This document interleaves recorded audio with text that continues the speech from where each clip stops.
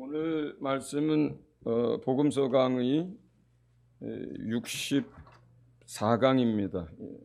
64강이고 주제가 하나님 아버지의 마음에 관한 것입니다. 본문 말씀은 누가복음 15장 11절부터 32절, 좀 길지만 그래도 교독을 하도록 하겠습니다.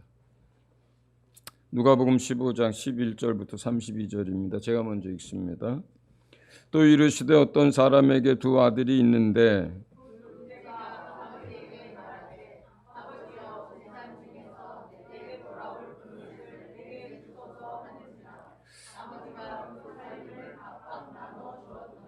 그 후 며칠이 안 되어 둘째 아들이 재물을 다 모아가지고 먼 나라에 가 거기서 허랑방탕하여 그 재산을 낭비하더니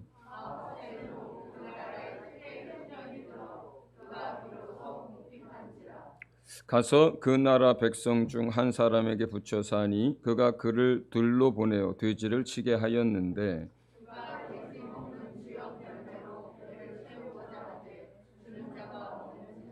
이에 스스로 돌이켜 이르되 내 아버지에게는 양식이 풍족한 품꾼이 얼마나 많은가. 나는 여기서 주려 죽는구나.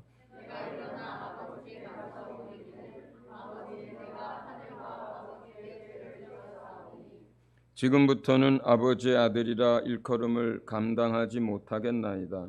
나를 품꾼의 하나로 보소서 하리라 하고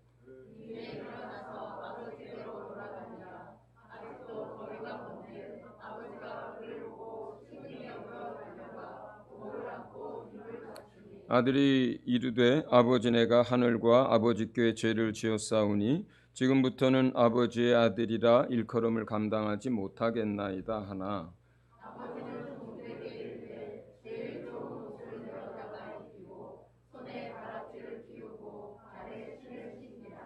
그리고 살찐 송아지를 끌어다가 잡으라 우리가 먹고 즐기자.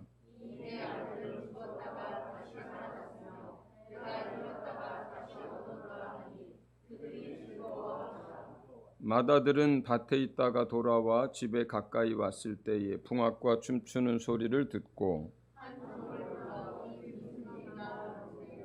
대답하되 당신의 동생이 돌아왔음에 당신의 아버지가 건강한 그를 다시 맞아들이게 됨으로 인하여 살찐 송아지를 잡았나이다 하니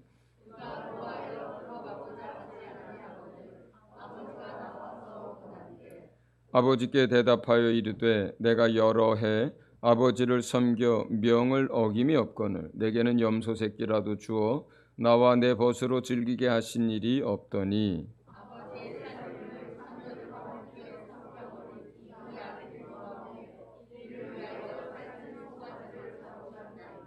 아버지가 이르되 예 너는 항상 나와 함께 있으니 내 것이 다 내 것이로되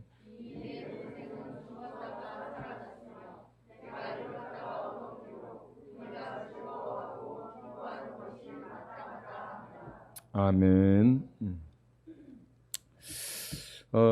이 본문 말씀은 내용이 굉장히 많아요. 사실은 이제 숨겨져 있는 내용들이 굉장히 많은 거죠. 그래서 자세히 다루면 시간들을 많이 쓰고 다뤄야 할 만큼 내용이 풍부합니다. 자, 우리가 여기서 아들 둘이 있는 어떤 아버지 이야기가 나와요. 근데 여러분이 뭐 익히 잘 아시는 것처럼 이것은 하나님과 사람들에 대한 이제 그 비유를 또 그 내용을 담고 있는 이야기죠. 예화입니다. 둘째 아들이 아버지가 시퍼렇게 살아계신데 건강하신데 자기가 아버지가 나중에 죽게 됐을 때 나한테 돌아올 내 몫이 상속받을 몫이 있지 않느냐. 그런데 그걸 지금 당장 좀 나한테 달라 이렇게 얘기를 했습니다. 자 그런데 저 같으면 어떻게 했을까 생각해 보면 이놈의 자식이 이 녀석이 지금 도대체 무슨 소리를 하고 있느냐 하고 아마 호되게 야단을 쳤을 것 같아요. 요한이가 그랬다면. 예. 그런데 여기에 등장하는 이 아버지는 그 유산을 상속을 해주는데 둘째 아들에게만 주는 게 아니라 큰 아들에게까지 한꺼번에 각각 나눠줍니다. 왜 그랬을까? 성경을 읽으면서 우리가 일반적이지 않잖아요, 이 내용이. 그렇지 않아요? 일반적이지 않습니다, 이 내용 자체가. 그렇다면 우리가 성경을 읽고 해석할 때 여기다가 퀘스천 마크를 딱 하나 찍어야 되는 거예요. 왜 그랬을까? 자, 여러분 같으면 여러분이 건강하고 아직도 살 날이 많으시고 한데 여러분 자식 중에 누가 어차피 나한테 줄 거 아니냐, 나한테 주실 그 몫을 지금 좀 상속해 달라 이렇게 하면 그냥 흔쾌히 그러마 하고 이렇게 내줄 사람이 누가 있겠어요? 그죠? 없단 말이에요. 그런데 여기 본문에서는 그냥 그걸 내줍니다. 상속을 시켜줘요. 그러면 뭔가 이유가 있는 거예요. 뭔가 이유가 있는 거예요. 왜 그랬을까? 이유가 있는 거예요. 지금 첫 번째 작은 제목은 그래서 깨어진 관계입니다. 사실은 이 아버지하고 그 둘째 아들의 관계가 이미 더 이상 손 쓸 수 없을 만큼 깨어진 상태였었어요. 사실은. 그 뒤에 우리가 몇 가지 이제 표현들을 보면 그것을 또 쉽게 알 수가 있는데, 이 아들이 상속을 받자마자 며칠 만에 그 재산을 다 정리해가지고 아주 먼 나라로 가버립니다. 자, 여기부터는 이제 추측이에요. 해석을 위한 추측입니다. 자, 이 시대는 농업과 목축을 하던 사람들일 거란 말이에요. 그렇죠? 그렇다면 상속받은 것의 가운데는 물론 금은보화나 무슨 뭐 이런 것도 있을 수 있겠지만, 그러나 이 아버지가 부자였거든요. 많은 종들이 있었고 종들조차 풍족하게 살던 부자였습니다. 그리고 농업이나 유목 생활을 하던 시대의 이야기입니다. 그렇다면 상속받은 것 가운데 대부분은 또 어떤 것들이 있었겠어요? 땅도 있었을 것이고 소와 양과 막 낙태와 이런 것들도 있었을 거란 말이에요. 그렇죠? 자, 그런데 그걸 며칠 만에 정리를 합니까? 자, 땅을 지고 간 게 아니에요, 먼 나라로. 그죠? 많은 양떼와 소떼를 몰고 간 게 아닙니다. 그럼 어떻게 했겠어요? 부동산 팔고 소, 양 다 팔고 그걸 가지고 갈 수 있는 금이나 은이나 다른 걸로 바꿔서 갔다는 뜻이에요. 예. 우리가 성경을 해석할 때 상식적인 수준에서 합리적인 추측을 하면서 성경을 해석을 합니다. 누구나 들어도 그렇겠네 이렇게 받아들일 수 있으면 돼요. 그리고 그 아들이 집을 떠날 때 뭐 아버지한테 큰절을 하고 뭐 이렇게 일찍 상속해 주셔서 참으로 감사합니다. 내가 이 은혜 꼭 갚겠습니다. 이러고 갔겠어요? 그러면 멀리 가지도 않죠. 그죠? 뒤도 안 돌아보고 잠깐도 더 같이 있는 게 숨 막히고 그리고 도망치듯 간 거예요, 이게 지금. 그럼 아들이 그렇게 행동을 하는데 그 아버지는 어땠을까요? 그걸 몰랐을까요? 그렇게 될 걸 예상 못했을까요? 물론 예상 못했을 수도 있지만 여기서 분명한 건 뭐냐면 이미 그 아들과 아버지의 관계가 손 쓸 수 없을 만큼 깨져 있다는 거예요. 그렇다면 우리가 생각을 해봅니다. 만약에 그 아버지가 호통을 치고 야단을 치고 그냥 쫓아냈다면 어떻게 됐을까요? 그 관계는 돌이킬 수 없게 될 거예요. 돌이킬 수 없는 관계가 될 거예요. 아버지와 자식은. 아버지는 안 그렇겠지만 자식은 그 아버지를 원수처럼 여길 것이고 다시는 이제 아버지라 부르지도 않을 것이고, 그리고 자기가 돌아올 마음이 생겨도 돌아오지 않을 거예요. 그렇다면 이 아버지가 왜 아들이 그 재산을 달라고 할 때 내어줬겠어요? 사실은 지금 이 관계는 이렇게 깨어져 있지만 나중에라도 이 아들을 다시 얻기 위해서, 그리고 그 관계가 완전히 끝나지 않도록 하기 위해서 내어줬다라고 저는 생각을 합니다. 예.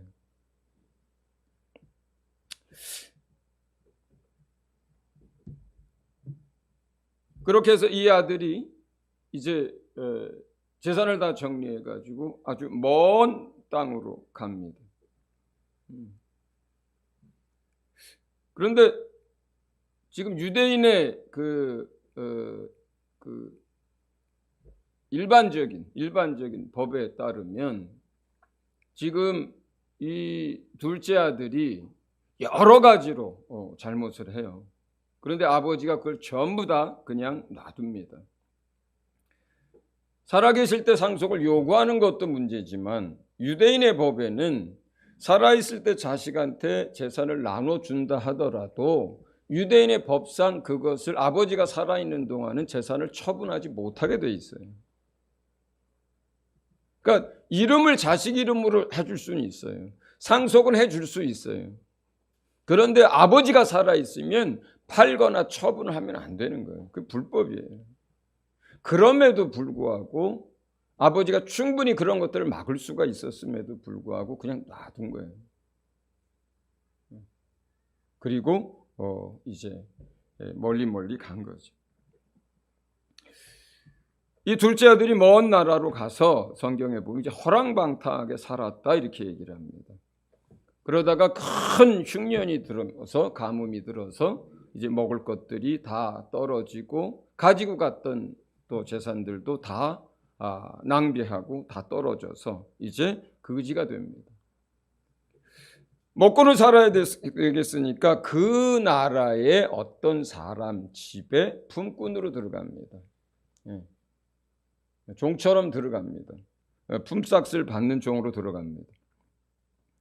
그런데 그 집도 여전히 흉년이고 가뭄이 들고 하니까 그 뭐 품삯이라고 할 게 별거 없고 먹을 것도 넉넉하지 않아요. 더더군다나 그 주인은 이 둘째 아들한테 무슨 일을 시켰냐면 돼지 치는 일을 시켰습니다. 이 둘째 아들이 유대인이라고 우리가 상정을 할 때 유대인에게 있어서 제일 꺼리는 일이고 제일 부정한 일이 이 돼지를 먹거나 또는 만지거나 돼지 치는 일이에요. 그러니까 지금 이 돼지 치는 일을 하게 됐다라고 하는 것은 그 사람의 삶이 가장 떨어질 수 있는 바닥까지 완전히 떨어진 것을 의미해요.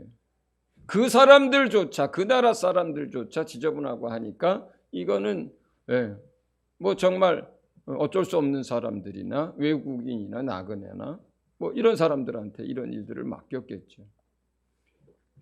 유대인으로서 돼지 치는 일을 하게 됩니다.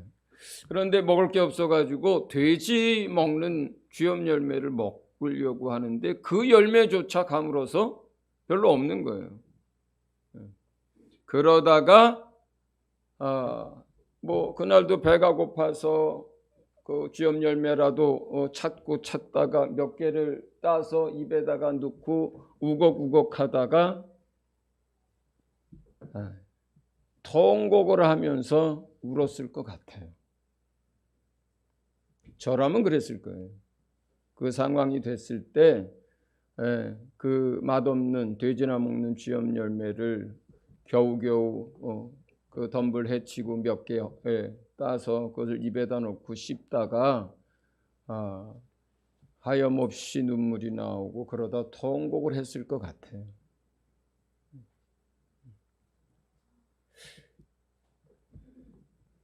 아주 고통스러운 삶 속에서 통곡을 하고 그리고 이 사람이 비로소 그때에 자기가 하나님 앞에 무슨 죄를 지었고 자기 아버지한테 무슨 죄를 지었는지 그제서야 깨닫습니다. 그제서야 깨닫습니다. 이 젊은이는요, 어차피 줄 거 지금 주나 나중에 주나 그게 그건데 하고 달랬을 수도 있어요.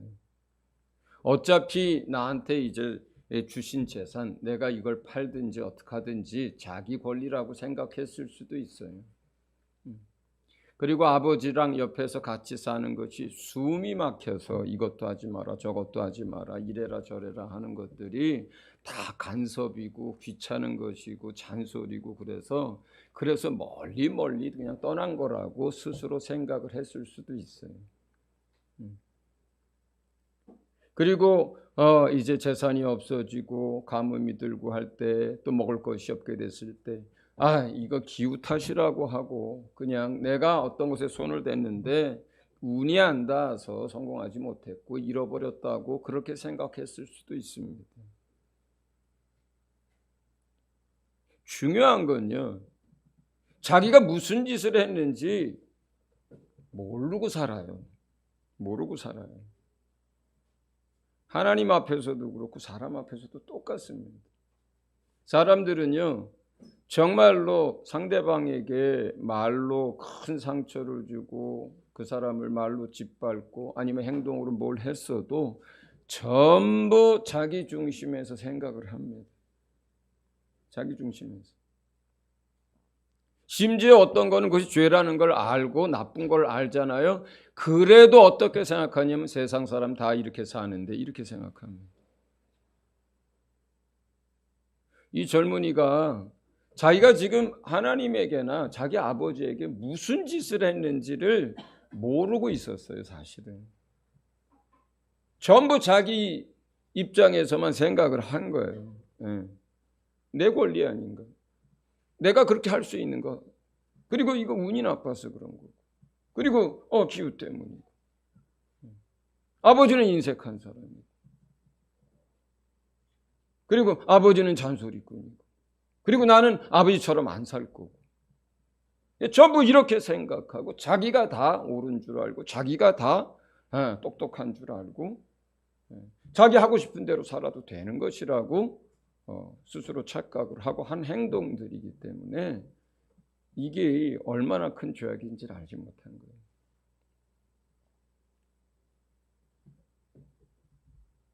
자기가 아버지가 건강하게 살아계신데 자식이 와서 지금 내 몫을 상속해 달라고 할 때 아버지 마음이 어땠을까 생각을 못하는 거예요. 그 다음에 저도 농사꾼의 아들로 태어났습니다. 농사 짓는 사람에게 있어서 땅이라고 하는 것은 도회지 사람들 직장 생활할 때 생각하는 땅에 대한 것과 전혀 다른 개념이에요. 땅은 생명 같은 거예요, 농사 짓는 사람들한테. 가축도 많이 키워봤습니다. 뭐 사슴도 키워보고 소도 키워보고. 그 소 한 마리라고 하는 것이 그 목축하는 사람들에게는 자식 같은 거예요. 자, 그런데 그 목숨 같은 그 땅, 자식 같은 그 가축들을 자, 며칠 만에 팔리면 어떻게 팔았겠어요, 그거를. 부동산이 내놓으면 그냥 며칠 만에 제값 받고 팔립니까? 안 되는 거잖아요. 양도 마찬가지죠. 뭐 수백 마리 또 뭐 되는 양이고 소고 낙타고 막 이런 것들이 있는데 내놓으면 그냥 우리가 삭게 하고 다 사갑니까? 그냥 자기네 집들 다 각각 자기 뭐 치는 양들이 있고 다 가축들이 있는데 그냥 돈 쌓아두고 있다가 그거 사요? 그렇지 않죠. 그럼 며칠 만에 그거를 처분하려면 이 둘째 아들이 어떻게 했다는 거예요? 헐값에 내놔야 팔리죠. 그렇지 않습니까? 그러면 그 생명 같은 땅 그리고 자식 같은 그 가축들을 헐값으로 그것을 팔고 있는데 그것을 지켜보는 아버지의 마음과 아버지의 그 마음에 지금 무슨 짓을 하고 어떤 고통과 어떤 아픔을 주고 있는지 아무것도 생각을 못한 거예요, 이 젊은이가. 그런데 이제 그걸 알아가는 거예요. 그렇게 재산을 모아가지고 아버지를 벌레 보듯이 생각을 하고, 그리고 그걸 뒤도 안 돌아보고 야반도주하듯이 그렇게 도망가듯 그렇게 나가는 그 아들을 뒤에서 바라보고 있는 아버지의 마음이 어떤 건지 이 자식은 전혀 모르는 거예요. 그때까지 몰랐던 거예요.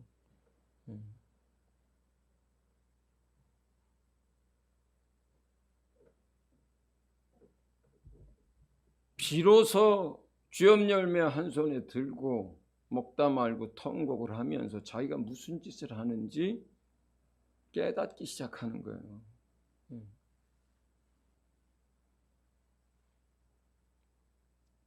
이게 누구와 누구에 대한 이야기라고 그랬습니까? 하나님과 우리에 관한 이야기잖아요. 여러분, 우리가요, 간음한 죄, 살인한 죄, 도둑질한 죄는 양심의 자각을 통해서 후회도 하고 죄라는 것도 알고요. 또 예수 믿겠다고 나왔을 때 그런 거 고백하고 회개하고 그럽니다. 그런데 여러분, 하나님 앞에서 지은 죄들에 대해서 우리가 얼마나 깊이 깨닫습니까? 하나님 앞에서 우리가 저지른 것들에 대해서 얼마나 우리가 깨닫습니까? 우리가 지음받은 피조물인데 하나님 없다 할 때, 창조주 하나님 입장에서 우리는 먼지요 티끌 같은 존재인데 자기가 하나님보다 더 뛰어나다고 하고 교만하게 말하고 행동하고 할 때, 하나님이 멀쩡히 살아계신데 돌 다듬고 나무 깎아서 거기에다 자기 하나님이라고 절할 때, 아무것도 할 수 없는, 주님이 공급하시는 것이 아니면 단 3분도 자기의 생명을 유지할 수 없는 게 사람인데, 3분만 숨 안 쉬어도 며칠만 못 먹어도 사람들이 못 사는 것인데, 그런데 마치 영원히 살 것처럼 하고 자기가 다 할 수 있는 것처럼 하고 그렇게 하나님 앞에서 교만히 행동하고 우상 가운데 절하고 하나님 없다고 하고 손가락질하고 스스로 살겠다고 하고, 하나님의 말씀은 우리의 생명을 지키기 위한 것들이고 하나님의 간섭은 우리를 보호하기 위한 것들인데 그러한 것들이 전부 간섭이고 귀찮은 것이고 괴로운 일이고 이렇게 여기고, 이 둘째 아들이 그 아버지를 떠나듯이 우리가 하나님을 떠났는데, 그러고 살았는데, 근데 저도 마찬가지고 여러분도 마찬가지고 우리가 사람 죽인 죄, 간음한 죄, 도둑질한 죄는 울면서 불면서 그것이 죄라고 여기고 하나님 앞에 회개는 했어도 우리가 하나님 앞에서 지은 죄들에 대해서 우리가 하나님 앞에 하나님의 마음에 못 받고 그 하나님 앞에 행동한 일들에 대해서 우리는 얼마나 자각을 하고 얼마나 그것에 대해서 깨닫습니까? 사실 그러지 못해요. 그러지 못해요. 하나님 안 보이니까. 하나님 언제까지도 참아주는 것 같으니까.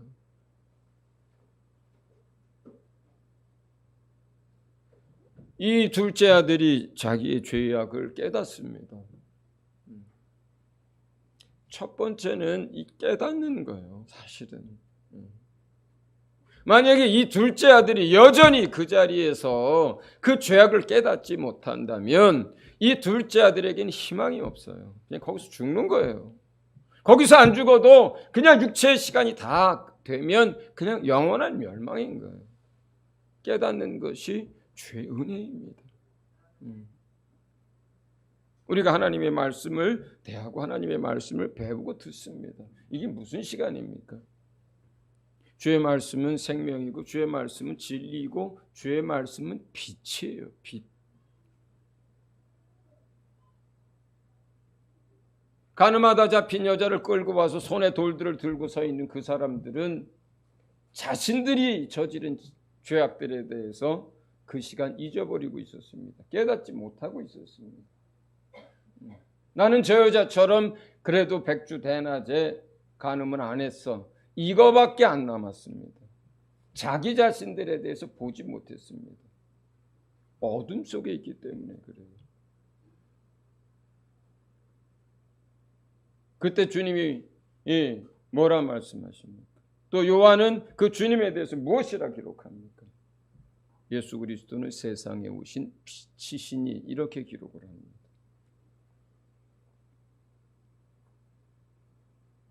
오늘 우리가 남의 집 둘째 아들이 잘잘못하는 것에 대해서 이야기를 한다면 그게 무슨 소용이 있겠습니까? 우리한테. 우리하고 무슨 상관입니까?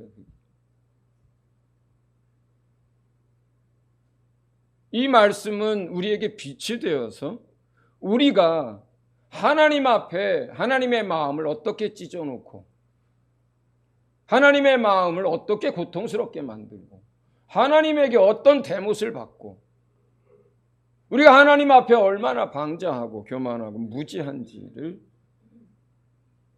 아는 것이 첫 번째 은혜의 시작입니다. 그것이 은혜의 시작입니다. 저도 똑같습니다. 내가 다른 사람 마음이 아픈 것은 그것 때문에 밤에 밤잠을 잘 못 자도 내가 하나님 앞에 실수하고 하나님 마음에 아프게 한 것들에 대해서는 너무 작게 여깁니다. 너무 작게 여깁니다. 내가 그걸 그렇게 작게 여긴다는 건 뭡니까? 그 실상을 알지 못한다는 뜻이에요. 내가 사람 앞에 잘못하는 것과 하나님 만물의 창조자 영광 가운데 거룩한 가운데 계신 그 하나님 앞에 잘못하는 것의 그 차이를 저조차 그것을 구분을 못한다는 뜻이에요. 우리의 무지함이 그렇다는 거예요. 우리의 완악함이 그렇다는 거예요.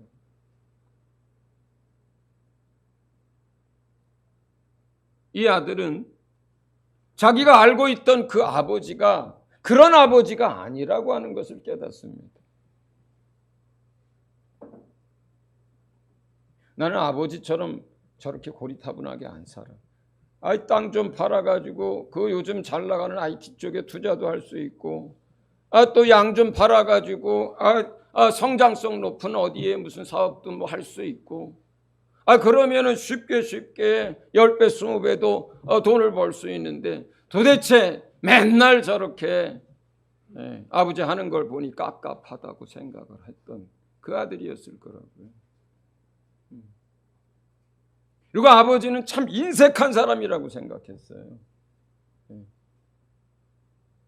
그런데 알고 보니 어떻습니까? 자기 아버지 아래에 있는 종들의 삶은 풍족한 삶을 누리고 있었어요. 결코 인색한 주인이 아니고 인색한 아버지가 아니에요. 더 많은 것들을 함께 누리게 하는 그런 아버지였던 거죠.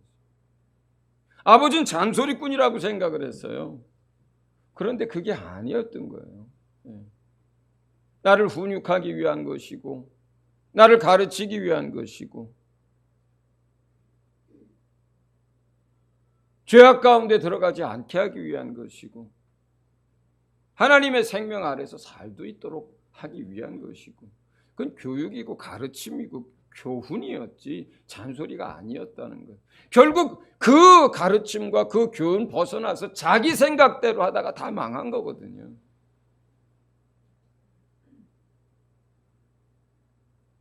우리는 하나님 앞에 이와 같이 이 둘째 아들이 자기 아버지를 오해하듯이 그렇게 하나님을 오해하고 살았습니다. 하나님 없었으면 좋겠다. 하나님 말씀 나를 다 구속하는 것 같다. 하나님이 아니어도 내가 할 수 있는 것 하면서 살면 되지. 로마서 1장은 그래서 그 사람들의 마음을 이렇게 표현합니다. 저들이 하나님을 마음에 두기를 싫어해서 하나님을 밀어냈다고.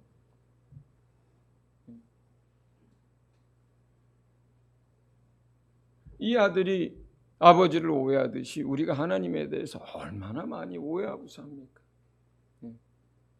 내가 급하고 힘들 때는 마치 내 앞에 없는 것 같고, 내가 그렇게 내가 원하는 것을 위해서 금식도 하고 어떤 걸 달라고 그렇게 소리쳐 했어도 생전 내 기도는, 남의 기도는 다 들어줘도 내 기도, 내 소원은 안 들어주시는 것 같고, 내가 하나님이라면 저렇게 안 했을 것을 이렇게 생각하면서 하나님보다 자기 자신이 더 얼마나 온전한 사람으로 그렇게 착각하고 살고,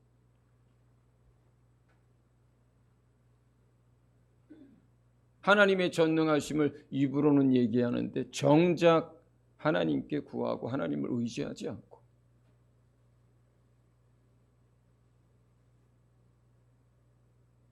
이 아들은 이제 자기가 하나님 앞에 그리고 자기 아버지에게 어떤 짓을 했는지, 무슨 짓을 했는지 비로소 깨닫습니다. 그리고 아버지께로 돌아옵니다. 이걸 우리가 회개라고 하는 거예요. 만약에 여기서 깨닫기만 하고 돌아오지 않는다면 뭐예요? 그건 그냥 후회예요. 자기 인생에 대해서 후회하고 그리고 그냥 울고 마는 것이고, 그렇다면 자기 마음에는 조금 위안이 될지 모르겠지만 생명을 얻질 못합니다. 우리가 깨닫는다면 하나님께 돌아가야 하고, 우리가 깨닫는다면 이 둘째 아들이 아버지께 돌아가듯이 그렇게 돌아와야만 하는 것입니다.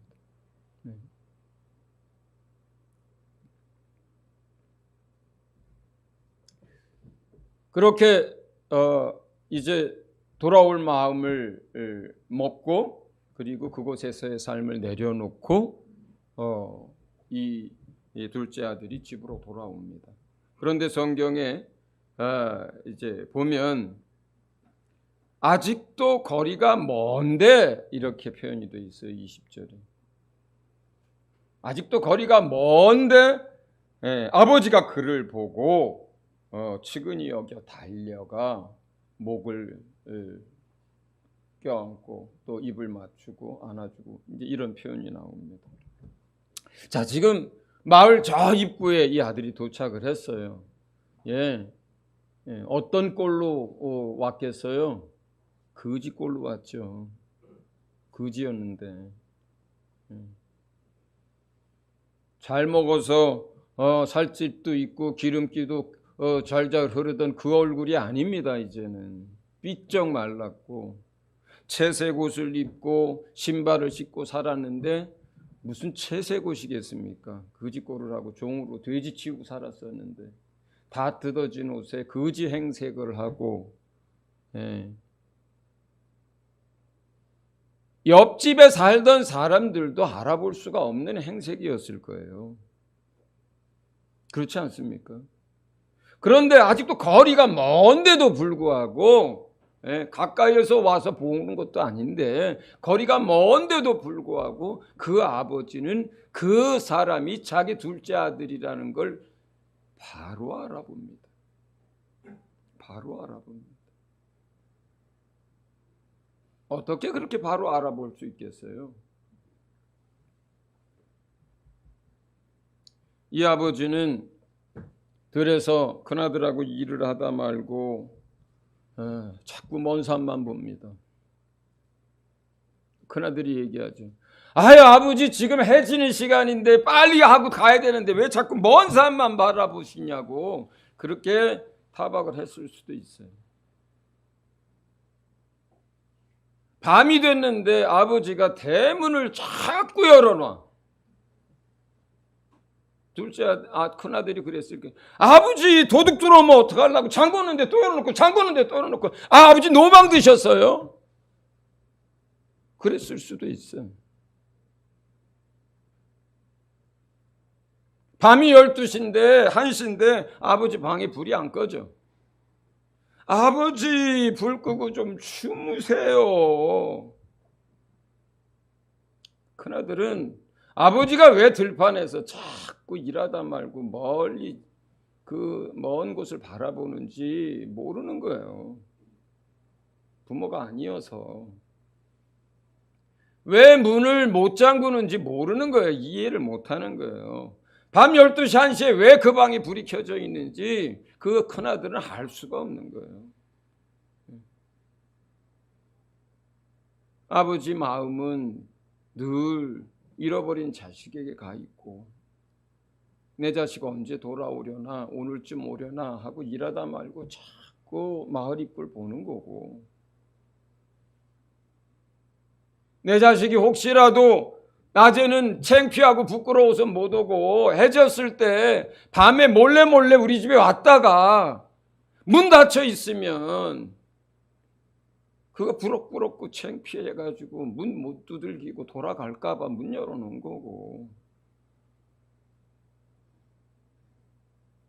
한밤중에 불 켜놓고 불을 껐다가도 잠이 안 오고 자식 때문에 다시 킨 거고, 자식 기다리느라고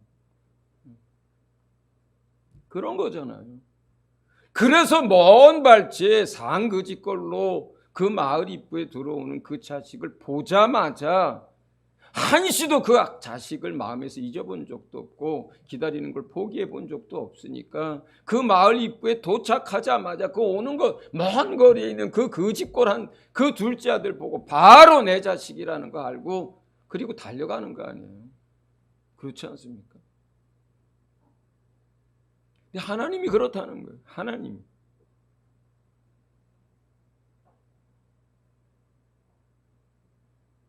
성경에 그런 표현들 많죠. 주무시지도 않고, 그죠? 단 한시도 잊어버리지 않고, 그죠? 눈동자 같이 지키는.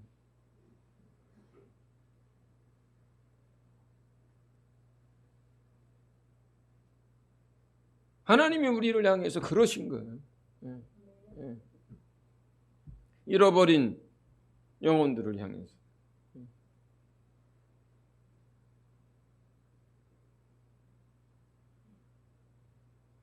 항상 문 열어놓고 계시고, 이제나 저제나 돌아오려나 하고 기다리고 계시고, 돌아올 수 있도록 장애물들 날마다 치우고 계시고, 이 자식이 아버지 앞에 무릎을 꿇고 고백을 합니다. 내가 하나님과 아버지께 큰 죄를 지었습니다. 고백하는 거죠. 하나님 앞에 돌아와서 고백하는 거예요. 그런데 여기서 우리는 한 가지 더 잘 알 게 있습니다. 하나님 앞에는 어떤 면에서는 자기가 잘못한 것들을 사람들 고백을 합니다. 회개할 때. 그런데 사람 앞에 잘못한 것들을 대해서 그 사람에게 고백하고 용서를 구하질 않아요. 아주 서툴러요. 이 둘째 아들이 아버지에게뿐만 아니라 하나님에게, 그 죄를 지은 아버지와 만유의 주이신 하나님께 똑같이 죄를 지었다고 고백을 하는 거거든요. 그냥 묻어서 가고요. 그리고 그냥 내가 미안한 표정 지으면 알지 뭘. 그리고 또 또 이미 지난 일인데 뭐 이래가면서 자기가 상대방에게, 하나님께뿐만 아니라 상대방에게 무슨 짓을 했는지 깨닫지 못하고요. 깨달아도 고백도 안 합니다. 이건 온전한 회개가 아닌 거예요. 이렇게 하면 안 바뀝니다. 이렇게 하면 관계가 회복되지 않습니다. 여러분, 사람에게 잘못됐으면 사람에게 고백하셔야 되는 거예요. 미안하다고, 내가 잘못했다고, 내가 실수했다고, 용서해 달라고 그렇게 얘기해야 하는 겁니다. 얘기해야 하는 거예요. 하나님 앞에서도 그렇게 고백해야 하는 것이고요. 그래야 사람과의 관계에서 깨어진 것들이 회복되고 하나님과의 관계에서 깨어진 것이 회복이 되는 거예요.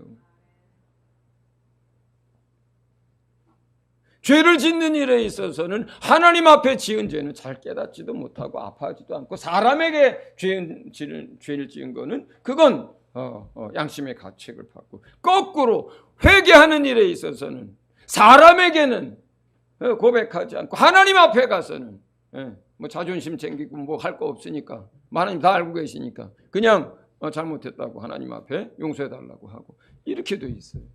이렇게 돼 있어요.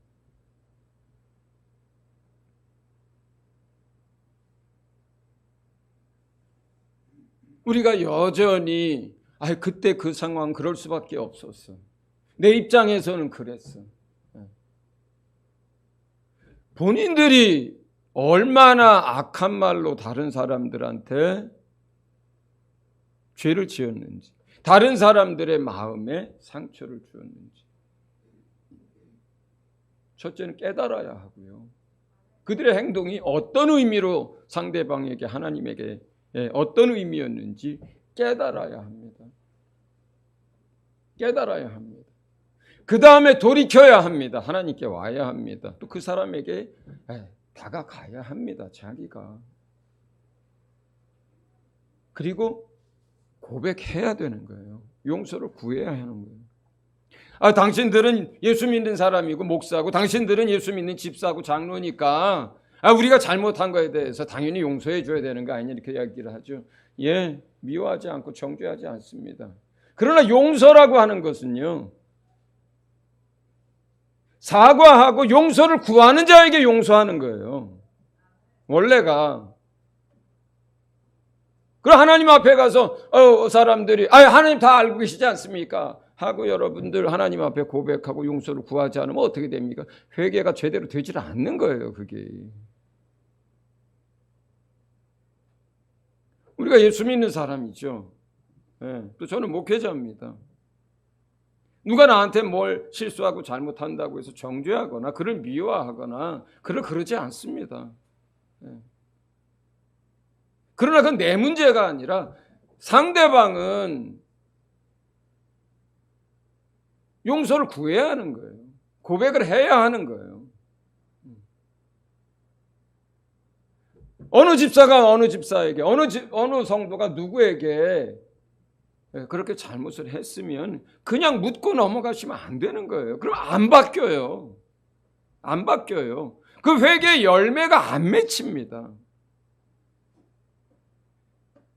바꾸고 싶고 회개의 열매를 맺고 싶고, 그래서 아름답게 주님 앞에서 성장할 뿐만 아니라 화목한 관계, 하나 되게 하신 것을 힘써 지키고 싶다면, 그렇다면 서로에게 그 연약함과 실수와 허물들에 대해서 고백할 줄 알아야 하는 거예요. 그리고 우리가 마땅히 그 영원한 죄를 사함받은 사람이라면 고백하는 자에게, 용서를 구하는 자에게 70번씩 7번이라도, 그게 무슨 말입니까? 끝까지 용서하는 거죠. 하는 거예요. 여러분, 하나님이 이제 한 사람 한 사람을 향해서, 잃어버린 자들을 향해서 오늘도 이렇게 기다립니다.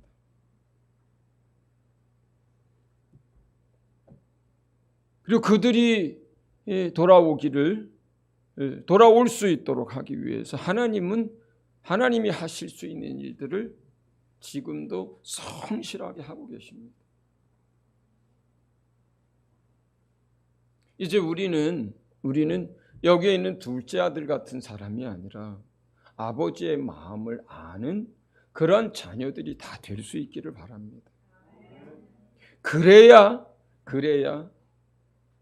아버지가 뛰어나가서 그 둘째 아들을 품고 입을 맞추듯, 우리가 아버지가 왜 그 들판에서 그러고 계신지, 왜 문을 열고 닫지 못하시는지, 그리고 왜 불이 안 꺼지는지, 우리 아버지의 마음을, 잃어버린 영혼들을 향한 그 마음을 알아야 우리도 그가 이 세상에서 어떤 죄악 가운데서 어떤 더러운 짓을 하고 살다가 왔든지 간에 우리도 아버지가 그에게 달려가듯이 우리도 그를 달려가서 품을 수 있고 안을 수 있고 기뻐할 수 있는 거예요. 한 영혼이 주님 앞에 돌아올 때 천국에서 잔치가 벌어진다고 했습니다. 잔치라고 하는 게 뭡니까? 잔치라고 하는 것은 기쁨의 표현이에요. 가장 기쁠 때 하는 거예요. 잔치라고 하는 게 좋은 일로.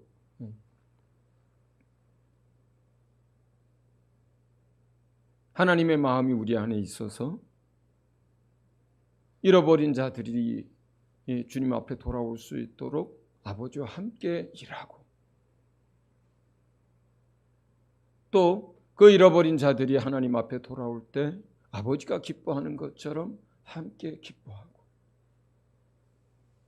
아버지가 그들에게 옷을 입히고 신을 신기고 반지를 끼워서 모든 것을 회복시키는 것처럼 그러한 일들이 일어날 때 우리 안에 감사와 찬양이 함께 넘치고, 또 주님 앞에 돌아오는 사람들은 깨닫고 고백하고, 또 서로에게 어떠한 잘못을 했을 때 용서를 구하고 용서해주고, 우리 안에 이러한 하나님의 마음이 우리 모두의 마음 안에 있기를 예수 이름으로 축원을 드립니다. 그리고 이 시간 기도합시다. 우리가 주의 말씀에 비춤을 받고 우리의 죄악을, 또 하나님 앞에서의 우리의 허물들을 날마다 깊이 잘 깨달아 알 수 있게 해주시고, 또 날마다 주님 앞에 고백하는 가운데 우리에게 부어주시는 은혜와 그 사랑이 얼마나 큰 것인지를 더욱 알아가도록, 그리고 하나님의 마음을 품고 잃어버린 자들을 찾아 구원하는 일들을 우리가 함께 할 수 있도록 우리 다 같이 한 목소리로 이 시간 기도하겠습니다.